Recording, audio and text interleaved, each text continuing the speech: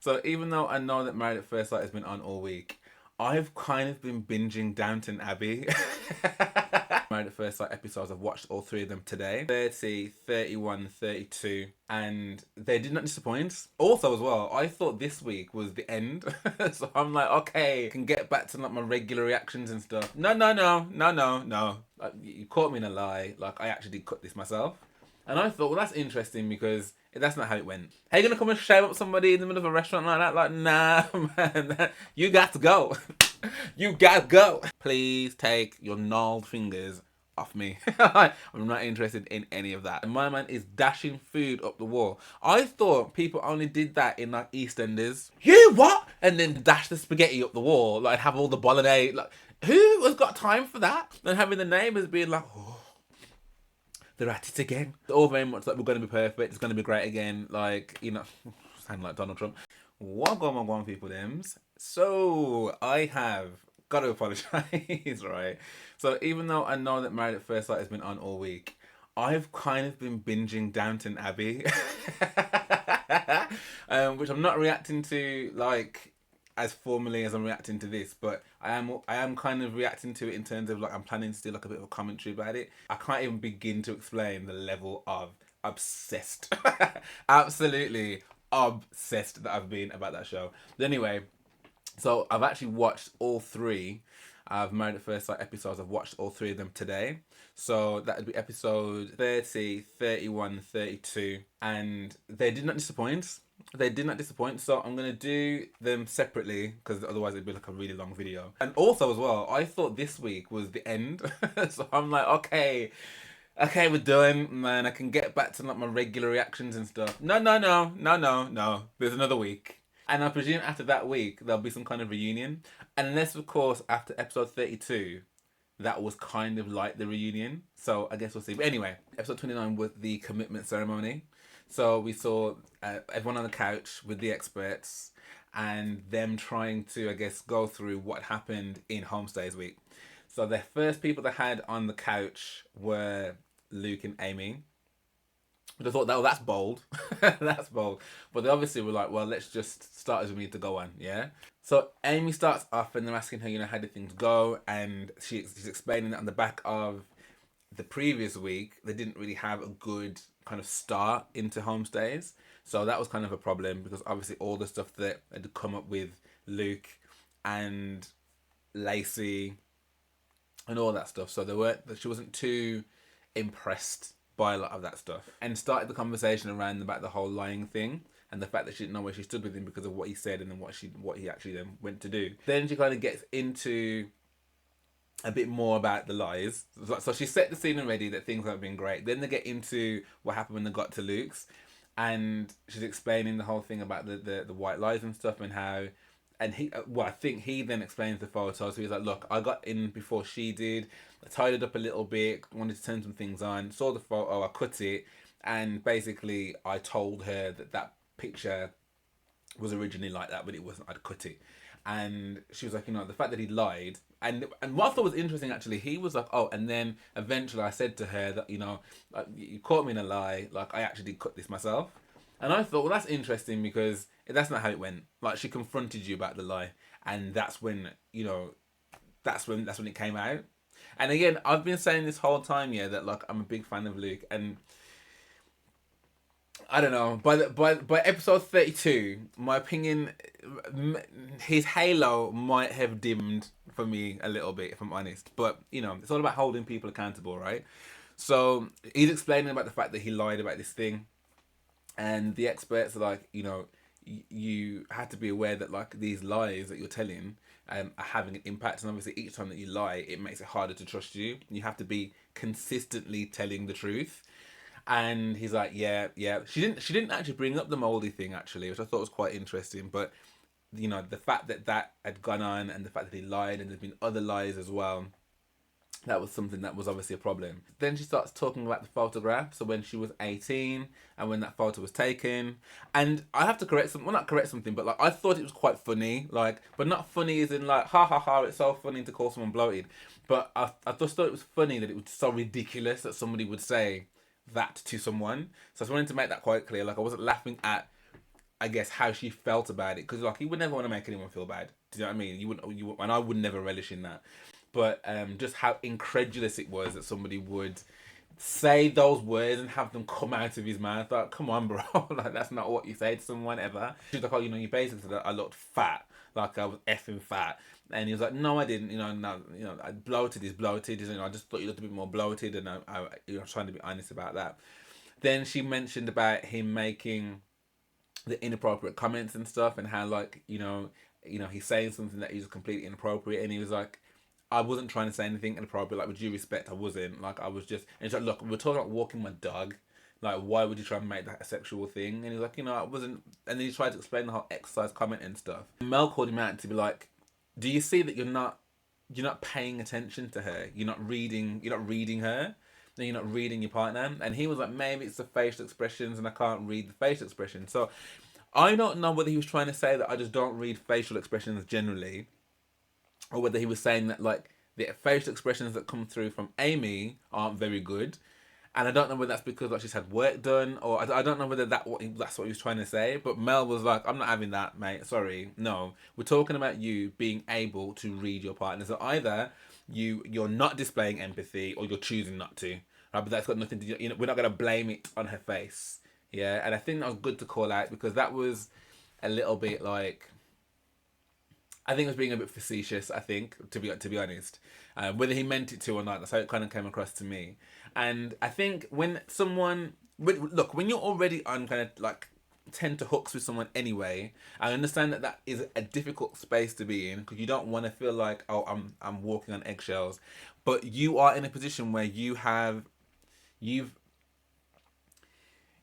eroded trust with this person, right? So you're always gonna morally, like on any kind of ground, you're going to lose, because you've not allowed a space in which this person can relax around you. So they're all. If that was me, right, and I felt as though that I didn't trust someone, I don't want you to try and be sexy with me. I don't want none of that chat. I don't want none of it, because all it's gonna make me do is look at you like. Do you know what I mean? Like, you have to get on the good side of me first for all that to kind of be fun and banter. I don't want the banter with you. I don't want no banter. Okay, I don't want no banter. Like, I want, yes, make it fun, but like, I don't know, man. If I didn't trust somebody, I don't think that I could proceed, because everything that you're telling me, I'd be like, I don't know. Then, do you know what I mean? No matter how much I fancied you, like, I don't know. It just wouldn't. You'd have to demonstrate that I could trust you, because right now, little things, you're lying about them, which means to me, if you can lie about that, you can lie about big things, and I just can't have that. So I can kind of see why she's just not into it. Then she's like, oh, it gets worse. So then she starts explaining what happened at the restaurant and stuff, and how this thing about him being a butler in the buff was still something that was really, really fresh in her mind. And the fact that like she wasn't able to really get to the bottom of it, really, it was still on her mind. So her friends wanted to know, and her friends were asking the questions. When Luke was answering but not really talking about that, she pushed it to be like, what else? And then he was like, you got an agenda. And then that's when he chimed in to be like, look, you made me feel like Quasimodo, like being taken around the square. Look at him, look at the Muppet, look at the butler and the buff. Like, he's like, I felt humiliated, I felt violated, I felt disrespected. She was like, why do you feel disrespected? Why do you feel those things? At the end of the day, you should be proud of it, shouldn't you? That was your job. And she's like, no, that's what you wanted me to feel. And what I really respected Paul for doing there is saying that, well, look, hang on a second. Like, you're wanting transparency, wanting honesty, but can you tell me how he would have felt in that situation? And what's interesting, right? I actually said the exact same thing, that he was on his own, like he wasn't around his friends and stuff, like he had nobody really. So, for him to feel that set upon is kind of unfair. So Paul kind of pulled that up as well. And when he asked her to like, how do you think he would have felt in that moment? She was like, oh, probably wouldn't have felt that great. And Paul's like, you're not even listening. You're not even listening, because he's actually just told you how he felt, and you're having to guess. He's like, he told you he felt humiliated in that moment. It's like, even though he lied to you, and even though, you know, there are things that he absolutely needs to work on, in that moment, he's letting you know how you made him feel. And it's like, you're not really owning any part of this. Like, it's quick to vilify him. And I thought that was a really good call out, because I think in that moment, if you want someone to be honest with you, yeah, you need to make sure that there is an environment that they can do so without there being a repercussion of them.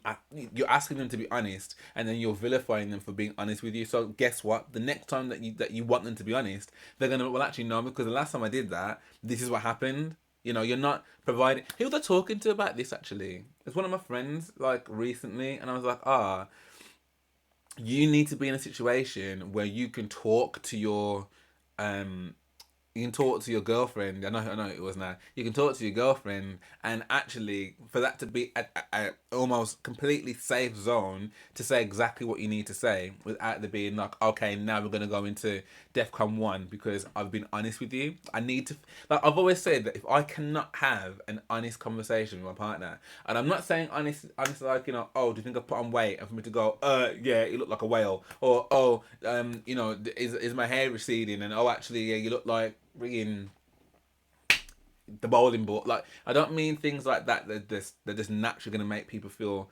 awful. But I mean, like, things about your relationship, with the things that you need, like, you know, things that you need, things that they need, things that, like, I don't know, like your vices and stuff. Things that I just think there should just be open things between two people that are planning to spend the rest of their lives together. Like, that to me, that's like nirvana. Like, if I can't do that, if I cannot talk to you about these things and it not blow up into a massive argument, then what are we doing here? Do you know what I mean? So I think that was a really good point of him to make that to her anyway. But anyway, once he addressed that, he then did come back to Luke though, and he was like, "Do you not see though that cause like, you know, are you able to be honest? He's like, can you be consistently honest? Because if you can't do that, he's like, and then Luke's like, oh, you know, I think that's something that I should be able to do, and it's like, it's a simple thing, man.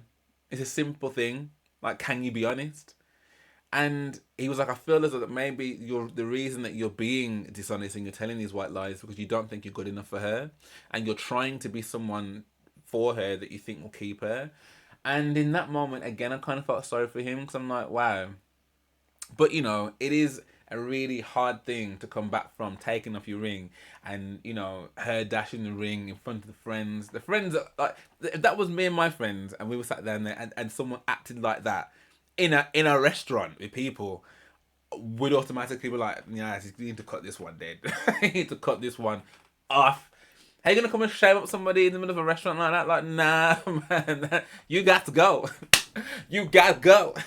Anyone remember that show with Richard Blackwood? What was it called? And it was like a dating show, and like there'd be like a group of people behind them. Oh my gosh, that's gonna bug me. On MTV, I'm sure it was. Anyway, so then it went to the decision. Amy was like, "Yeah, I'm done. Leave," which Luke was like, "I'm really taken aback by the fact that she would put leave," and I was like, "You couldn't have been taken aback. Come on." He wrote stay, and he felt as though that he, you know, it was a really heartfelt stay as well. So I thought, okay, fair enough. He's taking it on board of how he's making her feel, but he thinks there's something worth fighting for. Also, a good point to mention as well. She said that when Luke had made the comment about the walking and stuff, and trying to be like, you know, oh, we all need exercise too, more exercise. She was like, you know, we slept together the night before, so what exactly is he wanting from me? And I thought that's also quite interesting, because I was under the impression that they weren't having any kind of wuk behind closed doors, but clearly they are. So that again must be sending a head fried to be like, what is it you're wanting from me? If everything's got to be this innuendo, like, I don't know. I just feel like that can be a real turn off if someone is like just too much and is just, like, all the time. Like, it's just like, I'm not in the mood for that. Like, and you're not reading me very well. Then maybe they're just incompatible in that way. Do you know what I mean? Who knows? Then it went to Nathan and Lacey, and they basically had a really good homestay. Like, it was really calm. She was like, you know, we really got to have like a really good understanding of each other, and got to like get under the bonnet of him a little bit and get some great understanding from like my mom and sister about his ADHD. and the fact that they really care for each other so much, and then he can see himself like with her after the experiment, and can see himself slotting into her life really well. They didn't go to Nathan's, I don't think. I don't remember them going to Nathan's, but everything felt like good, and he was really excited. And actually, he didn't mention anything cringe about the mum at all. So interestingly, because when I went online, there were a lot of people that had a lot to say about Lacey's mum. Now look, I'm a mama's boy in it, like, so I'm not too comfortable like cussing out someone's mum. Personally speaking, I just don't really rate it. So, I know some people have really, and look, it's fine to have an opinion. I mean, I'm having an opinion right now, but like, I'm never gonna just call her names or anything like that, because that's someone's mum, Lacey's mum. I'm not gonna do that. But I do still stand by the fact that some of the actions that I saw, for me anyway, obviously not for Nathan, he was completely fine with them, not for Lacey either, because she didn't mention it, but for me, I would feel uncomfortable if anyone's parents were touching me up like that. Sorry. Please take your gnarled fingers off me. I'm not interested in any of that. But they're happy, they're both right to stay, and they're both keen to kind of see what happens. So I think they're feeling very, very loved up. Then it goes to Sasha and Ross. And this was actually a really interesting one for me, because I didn't pick up on the fact that there was any other issue aside from that argument they had before with Alex and all that kind of stuff. I didn't pick up that there was any other issue between them aside from where they're going to live. Before they actually go into the commitment ceremony, actually, Sasha and Ross talking about the fact that they had this argument, and the fact that it was a really bad one, and that she was really upset. Ross was saying that he really wants to talk to the experts, and that he's just sick of the arguing. He's sick of it. And even from the body language when they sat on the sofa, it was quite clear there was, issues and stuff. And I think Mel invites Ross to talk and stuff, and he's just saying, like, I'm just fed up of it. Like, I'm just effing fed up of it all. And Sasha is, and she's got caught a little bit of heat from me in terms of my opinion of her over the last week or two, particularly when it comes to the whole Alex thing, and I don't think that she was completely blameless. What I do rate her for is at least admitting that she's not necessarily the best at her emotional regulation. I think if more people were able to, like, even articulate those words, never mind like actually think about it, I think there'd be a lot less arguments, or there wouldn't be as many ridiculous ones. I think people would at least understand where their failings are. It's not in itself an excuse, but you can't do anything about it unless you actually know what your triggers are and where your weaknesses lie. So the fact that she was like, okay, yeah, I'm not the best at doing that. She's like, but the problem is, it's the level and I guess the ferocity of Ross's temper. Now, I don't know if it was just me, peeps, yeah, but was anybody else absolutely floored by the fact that my man is dashing food up the wall? I thought people only did that in like EastEnders, or like, some kind of dramatic movie to be like, what? You what? And then dash the spaghetti up the wall, like have all the bolognese. Like, who has got time for that? And it's that, to me, that is beyond red flag. You might as well call yourself Mars, the red planet is done. You ain't about to be dashing up and brocking up no plates in my house, and having the neighbours being like, oh, they're at it again. Shall we call the police? Like, no, no, no. And I feel as though, and I've said it before, it's like, it's a progression to something else. These little things, right? These little bits of disrespect then turn into bigger things. When she was like, oh, he's been calling me a fake and stuff. Bro, you what? And granted, he was like, look, just to be clear, yeah, it is not just me. Like, I'm not flipping out for no reason. Like, you've got a temper problem as well. So what he's basically saying here, and I'm really surprised that the experts didn't pick up on that further, to be like, that is a toxic situation. Like, you're talking about how in love you are, and I'm not saying there aren't, like, deep passion like levels to those two, but come on. If within 6 weeks we're in a situation where we're dashing plates up the wall, I promise you we are not going any further in this competition. And it might be that maybe, like, I don't have a real viewpoint of how difficult marriage can be. I'm sure there are, you know, I'm of an age now, yeah, where I've seen a lot in relationships, like whether it be within family, within my own friends. Like, you know, it's not to say that I'm completely naive, but and I think there is a level of you've got to kind of just see with it a little bit and be like, okay, sometimes things get really dark in marriages, but that level of darkness for me is something that I just couldn't allow it. I couldn't allow it. If I was doing that, like throwing plates and calling you an effing fake, like, and all I kept thinking was, what is her dad thinking? Like you said that you had an argument when you sat down with her parents and stuff, but I don't know whether you went to the extremes of that the plate was dashed, and well, maybe that didn't happen at that point actually. Maybe that didn't happen at that point. But even so, you know, you're gonna call his baby girl that. I don't know, mate. I would feel like any good grace that you would have had with me, hearing that reverberate around the room. And the fact that, like she said, because he did apologize, but he didn't apologize the next month. Like she was saying, like I would have thought he would have woken up and he would have apologized. Now, the one thing that I also didn't rate her for actually is that she said that it was out of nothing. Well, she explained that it was about the Kieran thing and the whole him, like he really wanted to have a conversation with him when they got back to the apartment, and she ended up texting Kieran first, and then he was annoyed by that. But even that to me, like, is it just me, or is that like a real like pathetic reason to get that angry? Like, and even if someone copped an attitude about it, to be like, you know, because I probably would be the same. I can't text somebody now. So it'd be different if he said, "Oh, you know," and then she comes in and she has a 3 hour conversation with Kieran on the phone. What is a text message? Is that not maybe 60? Okay, say the text message in its entirety, yeah, between scribing the message, sending the message, and maybe getting a message back took maybe 5 to 10 minutes maximum. I don't even think it would be that long. That would be enough for you to end up with bolognese and plates and stuff cracking up the wall. Nah, man, I'm sorry. Like, I can understand why she was so upset. And she's like, you know, I've done so much for you, and I've bent over backwards to be the most accommodating person I can be for you, which I've never done for anybody. I did feel for her. I did feel for her a little bit to be like, wow. And I don't, and it makes you wonder how many other outbursts like that have there been. Yeah, she ends up writing leave.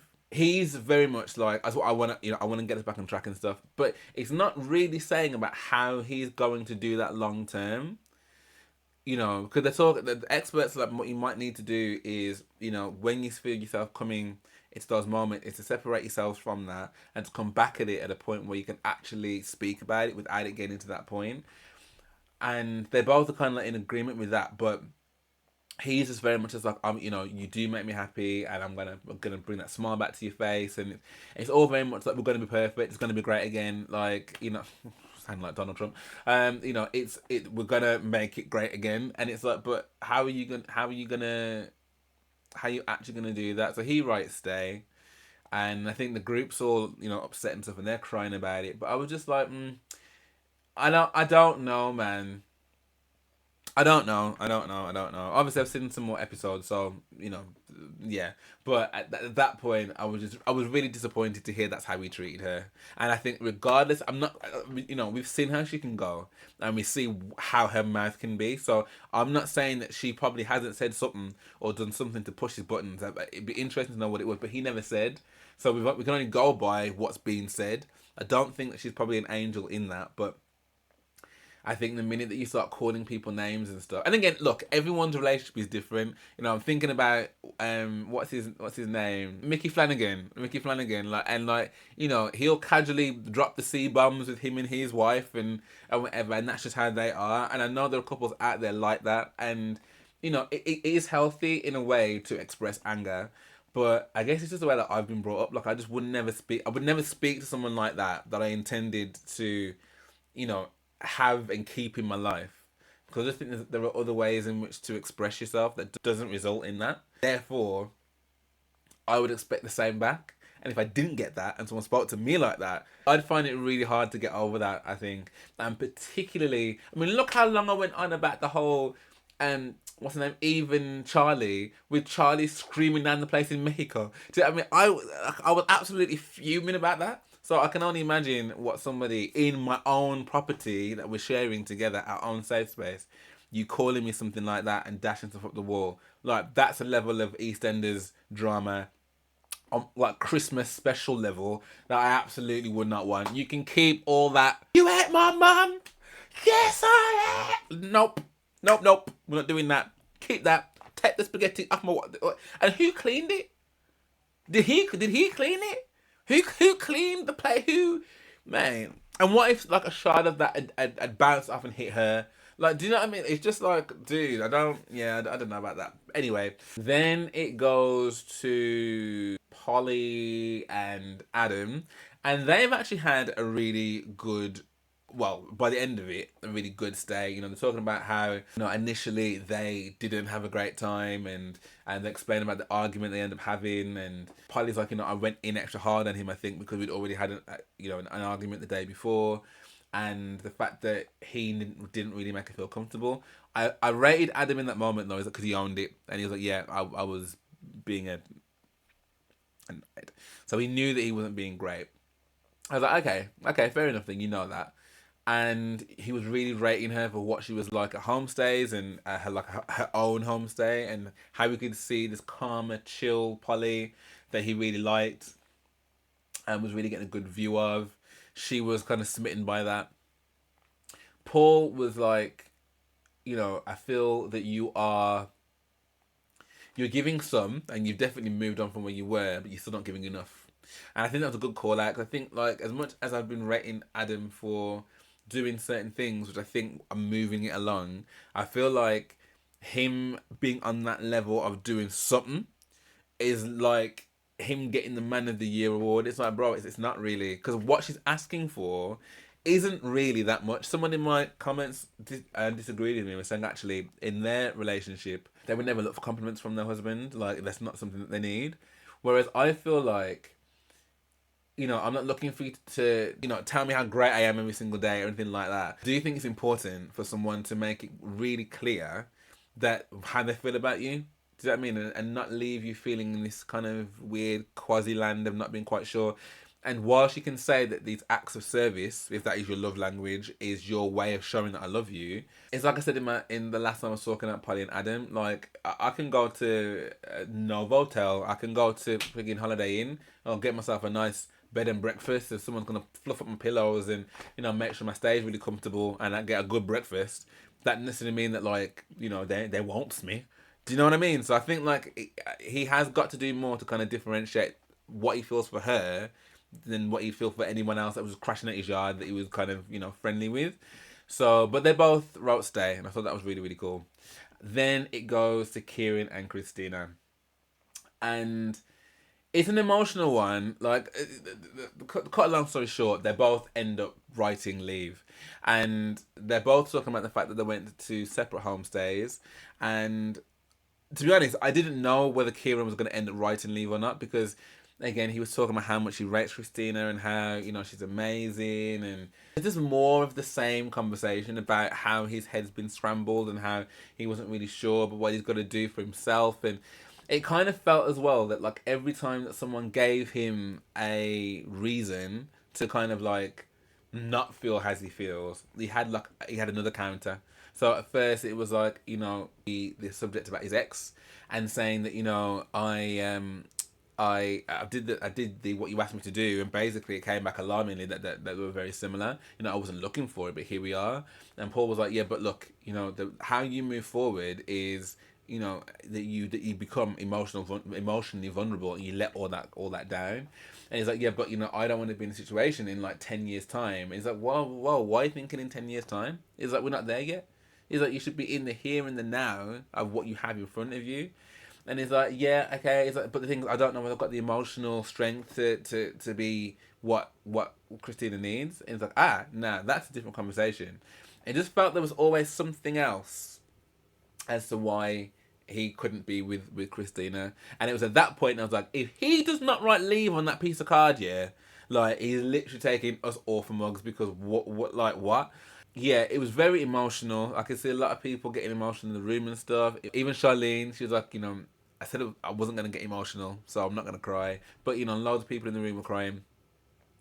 And it was nice to see that Christina had also written leave. I think she realised that, you know, there's only so much that she can give to someone, and when they're not giving her anything back, what have you got to work with? And, you know, even talking about the PDD, the PMDD, and he was like, you know, it's from the first time we had an instance of that, and she's like, oh, I'm actually going through it right now, and it's like, you know, wow, well done, like, look how you're managing that. And he was also like, you know, don't change for anybody.